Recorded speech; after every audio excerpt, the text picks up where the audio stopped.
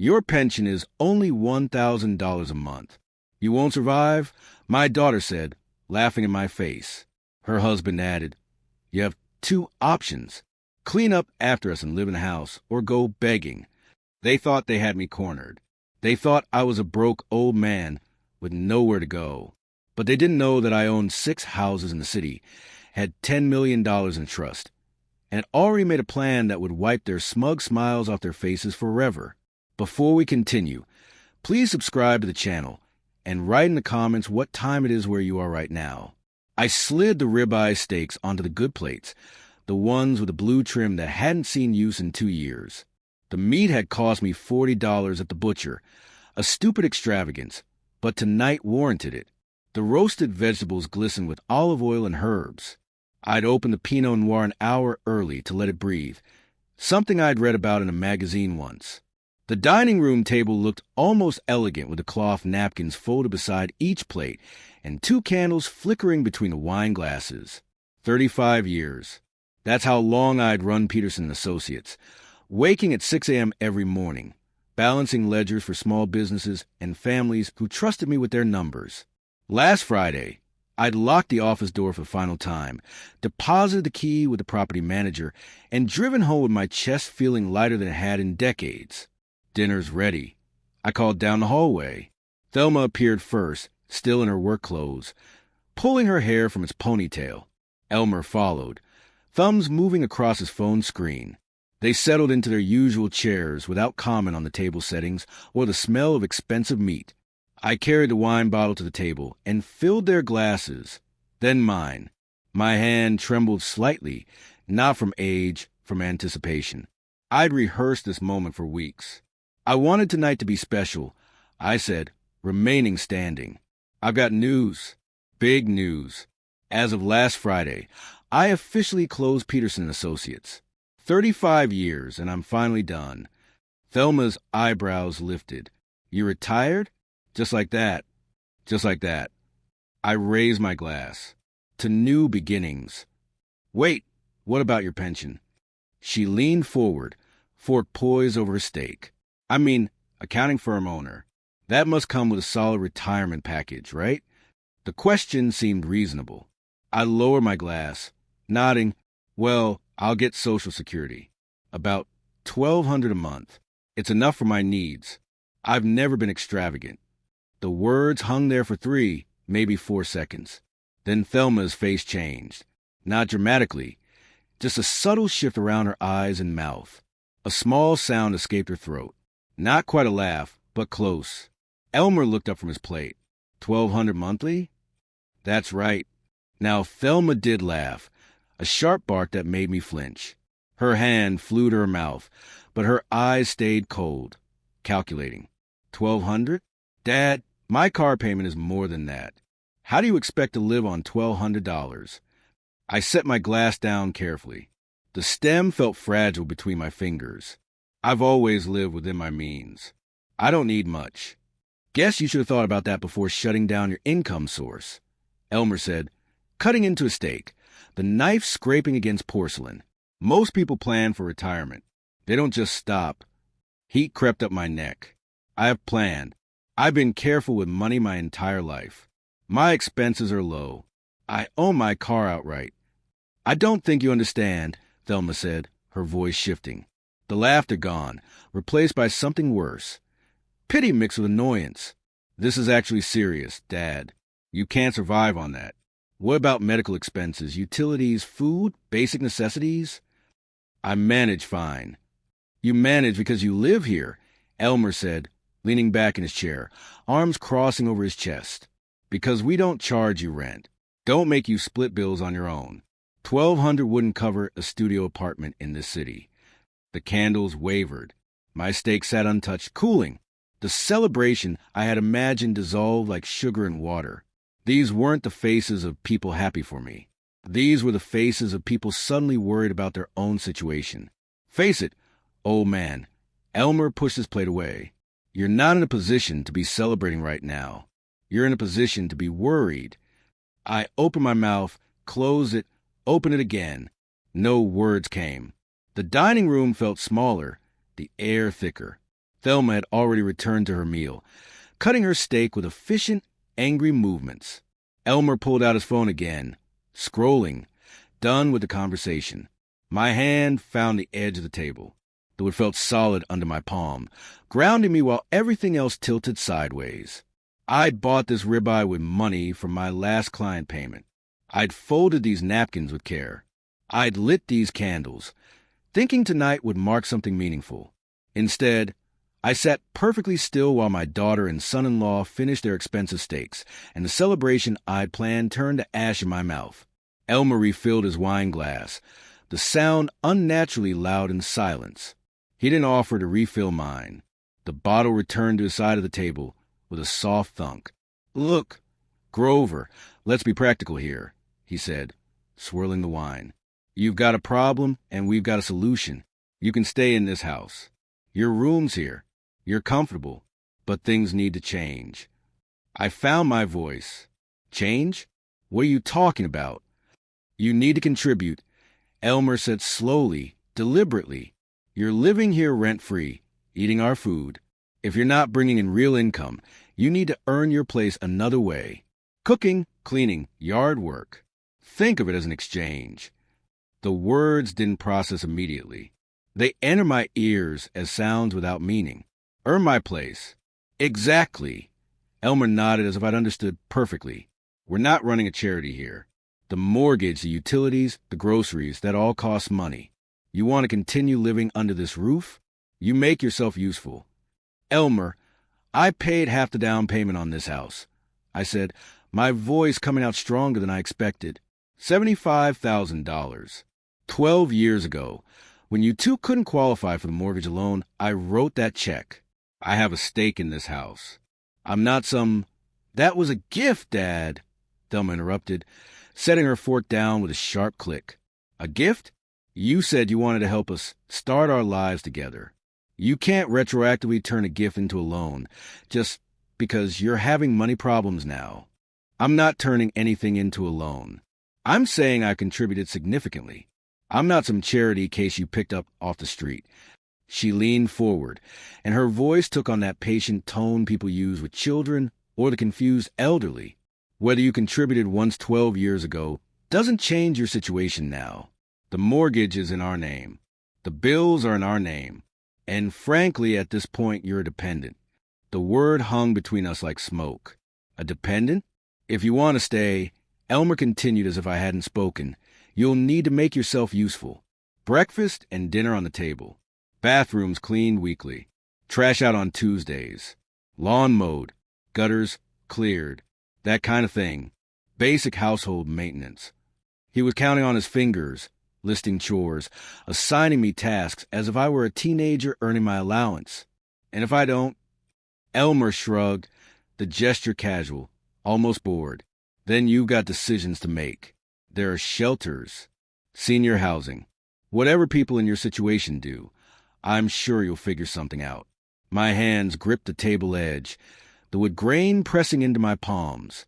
Thelma had shifted closer to Elmer, her shoulder touching his, a united front. Their faces showed no doubt, no guilt, no recognition that they were offering servitude in exchange for shelter. "You're serious," I whispered. "Completely serious," Elmer said, standing up and picking up his plate. "Think it over tonight. Let us know your decision in the morning. But understand those are your options. Contribute and stay, or figure out somewhere else to go." He walked past me toward the kitchen, his footsteps confident on the hardwood floor. Thelma gathered her own plate, pausing beside my chair. "We're not trying to be cruel, Dad, but we have to be realistic.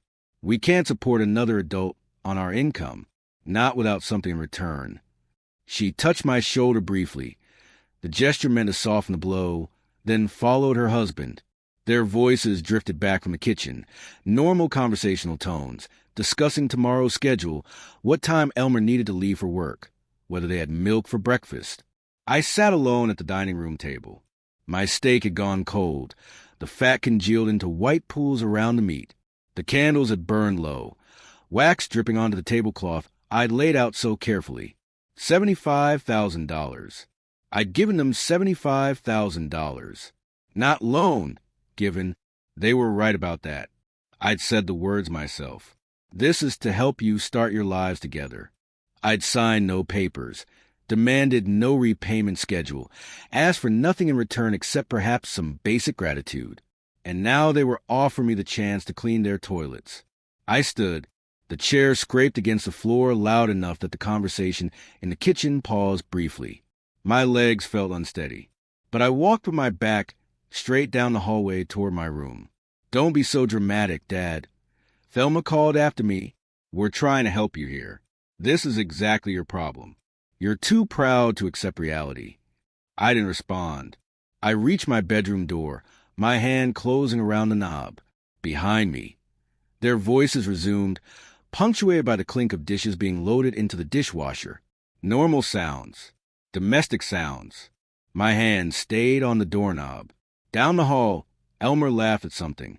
The television clicked on, canned laughter from some sitcom bleeding through the walls. I spent the first hour simply sitting on my bed, listening to the house settle around me. Eventually, silence. When I finally moved, it was with purpose. I opened my filing cabinet, the small 2-drawer unit I brought with me 12 years ago. The metal drawer rolled open with a familiar squeak. Inside were folders arranged by year, by category, by importance. An accountant's instinct never dies. I pulled out the folder marked 2013 house purchase and carried it to my desk. The wire transfer receipt sat on top, the paper slightly yellowed, but the numbers still crisp. $75,000. Transfer date, March 15th, 2013. Memo line, home down payment with love. I remembered that afternoon. Thelma had been 25, married less than a year, desperate to buy before Portland's market priced them out completely. They'd found a place in Southeast, a solid 2-story with decent bones, but their combined income couldn't qualify them for the full mortgage. The bank wanted 30% down. She called me crying, "Dad, we found our home, but we're short." I'd wire the money the next morning. At the closing, she'd hug me so tightly I could barely breathe. This means everything. I'll never forget this. I set the receipt aside and reached for another folder. 2018 Emergency Financial Assistance. Thicker than the house folder. Inside, copies of checks, bank statements, payment confirmations. $23,000 total spread across 4 months. Elmer had lost his job. They'd missed 3 car payments. Repossession notices had arrived. I'd written checks for both car loans, paid off 2 Max credit cards. "You're a lifesaver, Dad," Thelma had said. I pulled out a different folder. 2016 wedding. The invoices made a thick stack. Venue rental, $8,500. Catering, $12,000. Flowers, $2,200. Total, $30,000. She wanted a perfect day. I'd paid for all of it. My hand slowed as I reached for the last folder, the thin one, the one I deliberately buried under the others. 2019 to 2022 Timothy Medical. I made myself open it. Preschool tuition receipts. Medical bills from Dornbecher Children's Hospital. So many medical bills. The leukemia diagnosis had come 2 weeks after his 2nd birthday. The treatments, the hope, the specialists.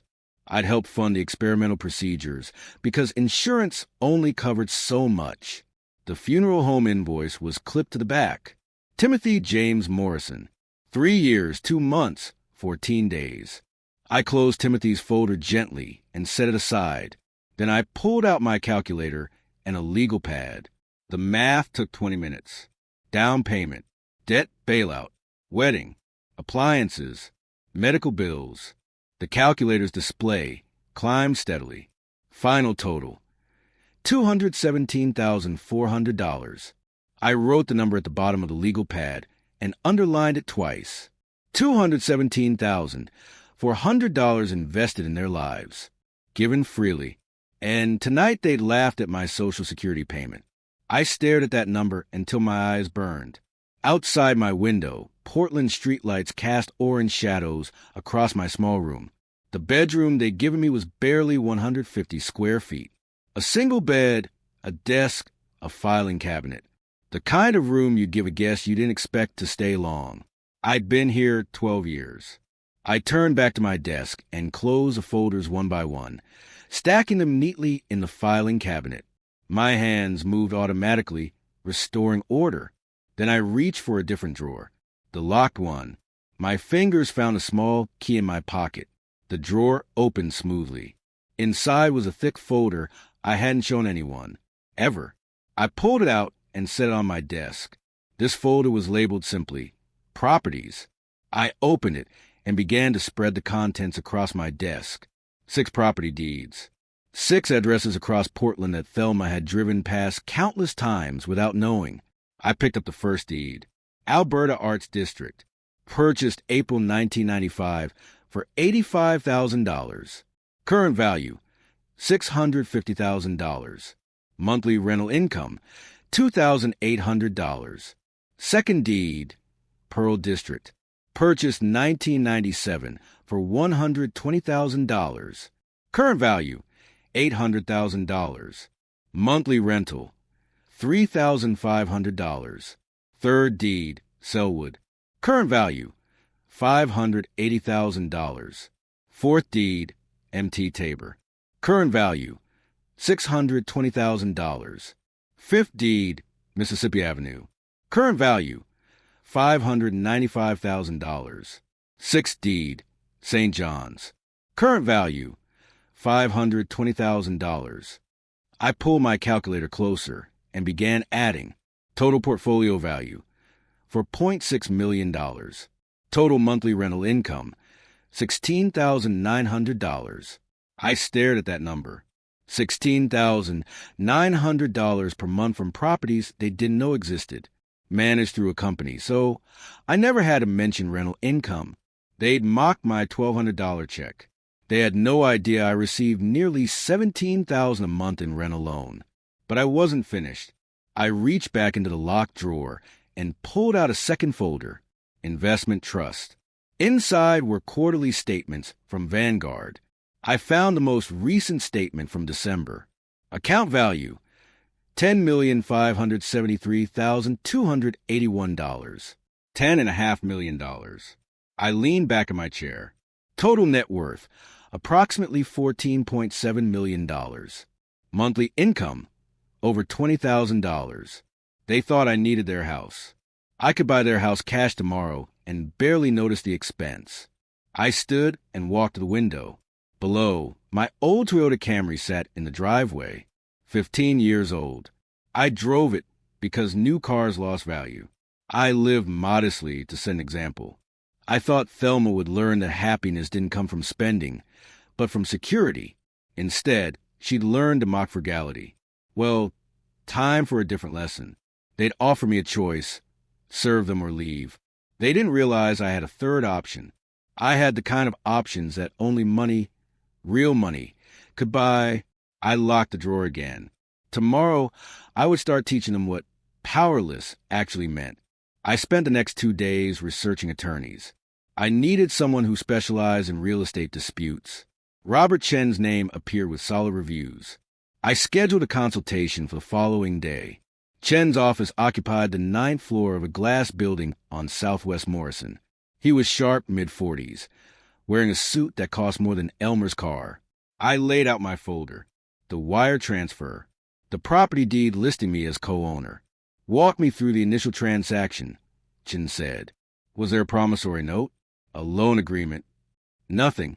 It was family help. But my name is on the deed as 50% owner. Chen nodded slowly. Without written loan terms, the money is legally a gift. You can't sue for repayment. But this, he tapped the deed, this changes everything. You're not a creditor seeking repayment. You're an owner seeking to dissolve co-ownership. Under Oregon law, any owner can petition the court to force a buyout or sale. You have absolute legal right to demand they purchase your 50% share at fair market value. How much is that? Based on current market conditions, the property value is around $470,000. Your share will be approximately $235,000. The number settled in my chest. I'd paid $75,000, now worth $235,000. We start with a demand letter, Chin said. Certified mail. Give them 30 days to either buy you out or agree to list the property. If they refuse, we file for petition. Is there anything else? I asked carefully. My son-in-law does cash work on the side. Construction help. About $15,000 a year. Unreported. Chen raised an eyebrow. That would be tax fraud. Reporting it is the nuclear option. Whether you pursue that is up to you. I looked at the deed. Let's start with the demand letter. I wrote a check for the retainer. $3,500. Barely a rounding error in my accounts. For them, it would be a disaster.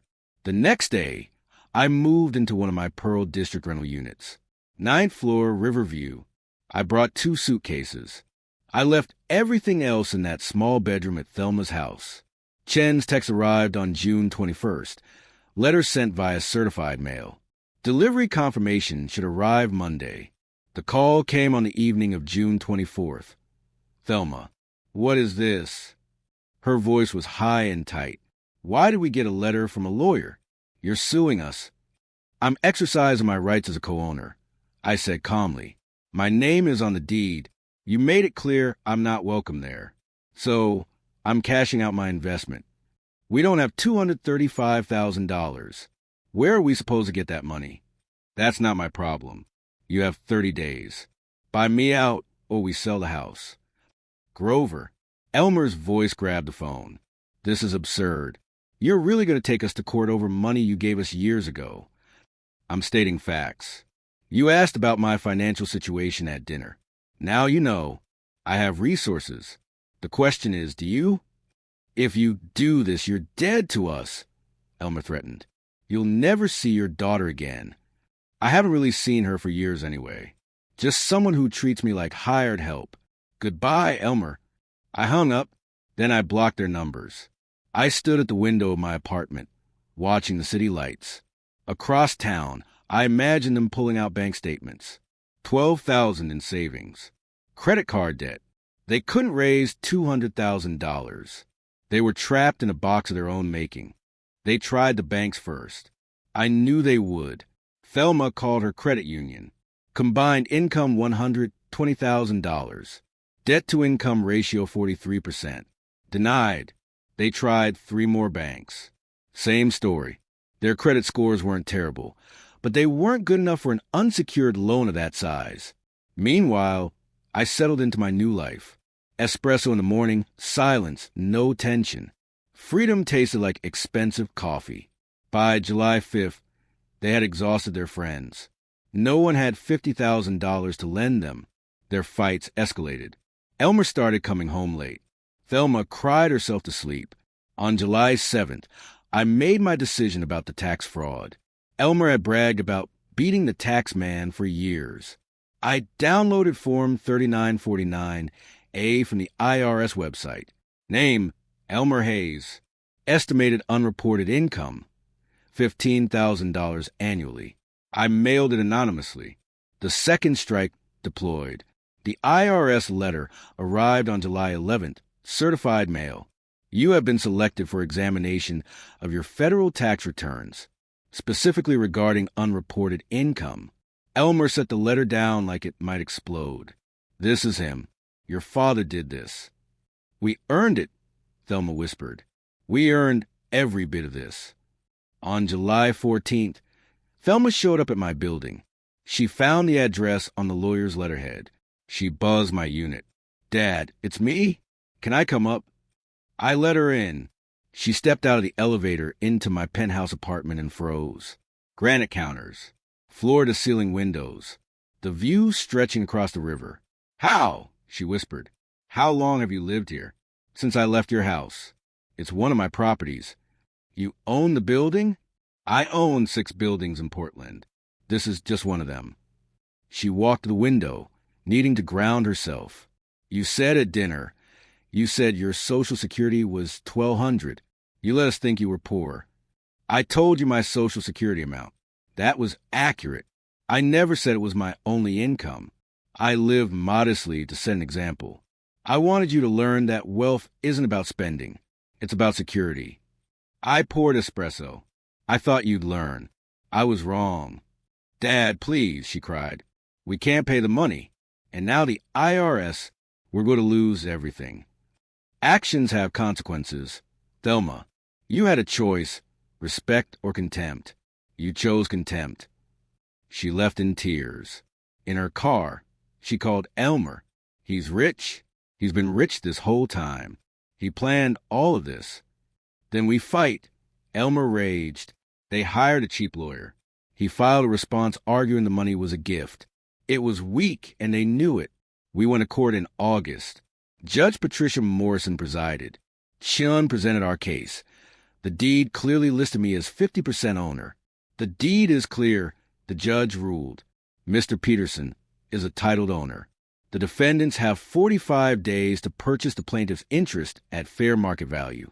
Failure to do so will result in a judicial sale. The gavel came down. Final. Absolute. I saw Thelma flinch. Outside, she was crying. I walked past them without a word. They couldn't pay. By mid-August, they listed the house. The market had softened. They accepted an offer of $455,000. The math was brutal. After paying off the mortgage, realtor fees, and Elmer's predatory loan he'd taken to pay the IRS, the remaining equity was $98,000, split 50-50 per court order. They would walk away with $49,000 each, less than the down payment I'd given them 12 years ago. Their marriage disintegrated. Thelma filed for divorce 3 days later.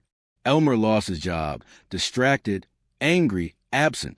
I sat in my apartment with the updates. I felt no triumph, just the cold satisfaction of natural consequences. They'd built this collapse themselves.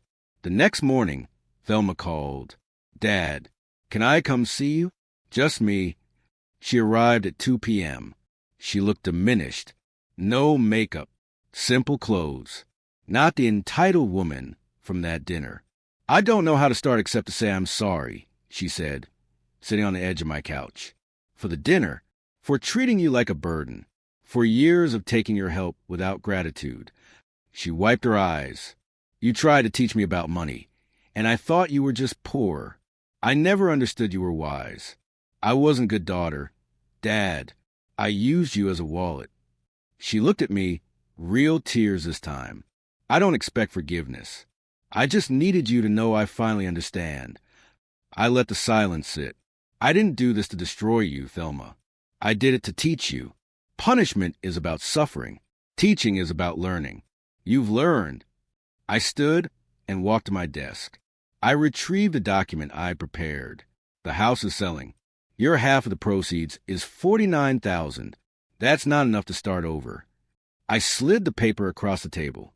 I'm offering to buy out your entire share, yours and Elmer's, for $200,000. It's less than the valuation, but more than you'll get from the sale. It'll let you settle your debts and start fresh. She stared at the document. Why would you do that? Because you're here. Because you apologized. Because I'm not interested in destroying you. I'm interested in you becoming someone worth knowing. I don't deserve this. Probably not. But mercy isn't about deserving. It's about possibility. Take this money. Settle your affairs. Build a life on your own terms. She picked up the paper with shaking hands. What about Elmer? His half is his to use. But you need to leave that marriage. I already filed for divorce. Good. She stood to leave. Do you think someday we could have a real relationship? We're having a conversation right now. That's a start. Yes, someday, if you keep growing. I walked to the door and offered my hand. She took it. A handshake, not a hug. Formal respect between two people finding new footing. 1 week later, we met for coffee. She moved into a small apartment she could afford. She showed me a budget spreadsheet on her phone, proud as a child. I can actually make this work, she said. That's more valuable than a big house you can't afford. I drove home to the house that had caused all this conflict. I'd purchased it completely with the $200,000, settled into the space. It wasn't a trophy, just my home now. That evening, I sat on the back deck. The house was quiet. No tension, no disrespect, just peace. I thought about the journey, the dinner, the mockery, the ultimatum. At 63, I'd learned something myself. It's never too late to stand up, to demand respect, to refuse to be diminished. I'd spent most of my life building security for others. Now, I was building it for myself. The most important lesson wasn't about money or property. It was about dignity. And I had finally reclaimed mine. If you like this story, please like this video, subscribe to the channel, and share your impressions of this story in the comments. To listen to the next story, click on the box on the left. Thank you for watching.